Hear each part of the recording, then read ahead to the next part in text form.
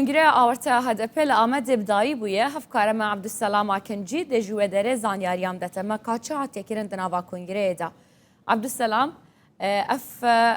hevserokan û Gulistana Tasor kê ye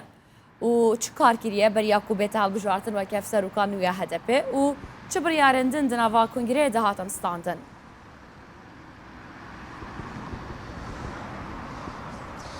بله شاهیان کنگره سیمین یا ورته HDPê یا Amedê îro birêve çû kongreyê saet 11 da dest pê kir hejmerekî zêde alîgirên HDP li gel wî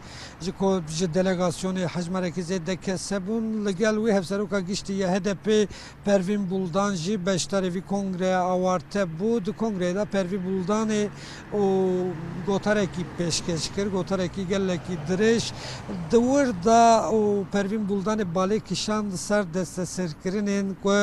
li rêxistin û rêveberên HDP encam didin ew vî tiştê got ku herî zêde desteserkirin bincavkirin wate zindanîkirin li rêxistina Amedê ya HDP pêk tê ji xwe yek ji sedemên girîng ya vî kongreya awarte jî ew bû ku hejmerekî zêde hem ji rêveberên bajarok hem jî ji rêveberiya bajêr ya HDP gelek kes hatibûn desteserkirin hatibûn zindanîkirin ji ber wî di rêxistina HDP'da valahiyek çêbû ev kongre jî bi armanca enerjiyekî nû rêxistinbûnekî nû îro birêve çû ji xwe weke slogana vî kongreya awarte ya HDP jî ew bû digotin yanî wisa nivîsîbûn em ê bi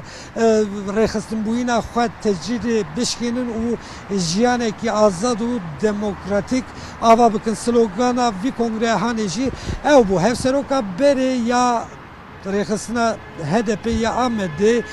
Hülya Alökmen di Nîsana derbasbûyî da bi 10 sal û 6 mehan hatibû zindanîkirin ji ber wî valahiyek hebû di rêveberiya HDP da weke ku tê zanîn di HDP da pergala hevserokatî heye heta îro jî ji bê ku Hülya Alökmen tune bû tenê hevserokê HDP ya Amedê Zeyad Ceylan rêveberî dikir ji ber wî hewcetî bi kongreyekî wiha hebû ev kongre bi vî şeklî birêve çû hevserokekî nû dişûna Hülya Alökmen de hat ku Gulistana Tasor ew bi xwe sendîkavan em dikarin bêjin demekî dirêj dîsa weke çalakvanekî em dikarin bêjin hin sivîl hin jî siyasî demekî dirêj di nav siyaseta aktif ya Amedê da cih digre ew îro weke hevseroka nû ya Amedê yê rêhevalî bi hevserokê Amedê niha Zeyad Ceylan ra bike weke kurte danasîna wî em dikarin bêjin ku aktivîst e û çalakvaneke endamê sendîkaya keskê ye bi xwe jî perestar e karmendekî tenduristî ye lê tiştê balkêş ku meriv dikare çavdiriyê xwe ji bo kongreya awarte ez van tişta bêjim Pervîn Buldanê got yanî mabesta wî desthilat û dîsa şîrîkê wî MHP bû vî tiştê got got ew me li salonên dadgeha darazandina me dikin darizandina me dikin her zext û guvaşê wan li ser me ne lê li vî girseya hena zor zêde û qelebalix û bicoş binhêrin ku em jî di salonên kongreyê xwe da wan dadirizînin vî yekê got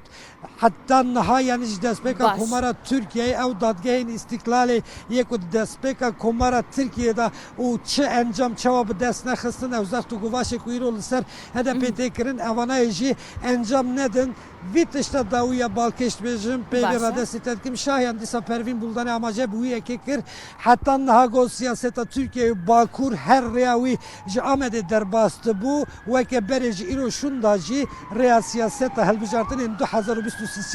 ya serkeftinê bira desthilat her zanibin ku yê dîsa ji Amedê derbas bibe bi vî gotarê kongre bi dawî bû şahiyan. Yani Abdüselam ji ber wê yekê ku HDP rêxistina xwe rêveberiya xwe wisa li Amedê berfireh kirî 26 kes hilbijartine bo rêveberiya HDP li Ewî bajarî.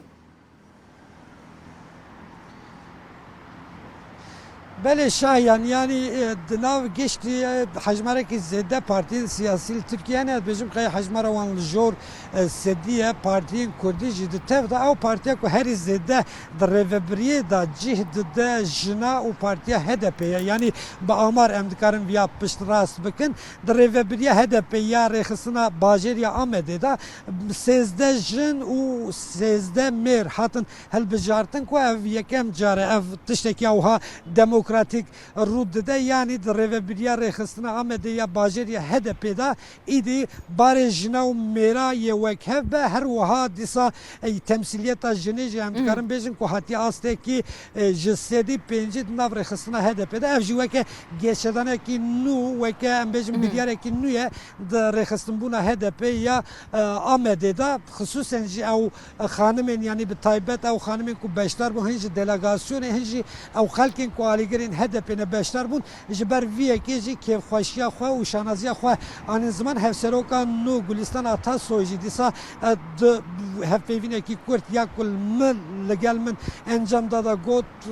weke jinekî ji îro şûn da ji ciyê mayî ew ciyê ku hevkara me yanî ya berê û hevseroka me ya berê hûye alok min hîştiye ji wî qadê şûn da ji îro şûn da jî ez ê weke jinekî û têkoşîna xwe di nav rêveberiya HDP ya bajêr da bi rêve bibim bi vî şeklî em dikarin bêjin ku kongreyekî awarte bû lê tevê wî yekê kongreyekî ku coşa wî gelek zêde bû bi rêve çû يعني عبدالسلام کنگره همو بتنج بوده که بو هالبجارت هفسروکان و 26 اندامین رهبریه چه تشن دن نهاتن کرن چه مجارن دن نهاتن نقاش کرن بله مجاری دنیا امکارم وی بجین یعنی اشخام دستپیکی گو یک سده ماهری گرینگ یا برهبونا وی کنگره هانه او بکو لگور HDP yani revebrin HDP şayan zedetri 10,000 endam u revebir u aligirin HDP anha digirtigi handane jibo hazaran endam u aligirin HDP disem kanım bejin lepersin berdevamın ev dest ji karevan hatne kişandın jiberwi de her rexisine ki HDP'de xüsusen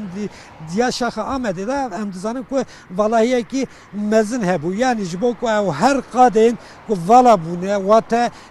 revebri wî qadê ku ana digirtigi da be yani dozli hat be vekirin yani dest ji karê wî hat be kişandin yani birêya dozgeriye yani ji birêya hêzin emî ji bo ku ew valahiya dîsa tijî bibe bi vî rengî ev kongrehanê birêva çû encamekî bi vî rengî jê derkeşa heye. سپاس بو زانیاریان تا عبدالسلام تو جا آمده الگل مبوی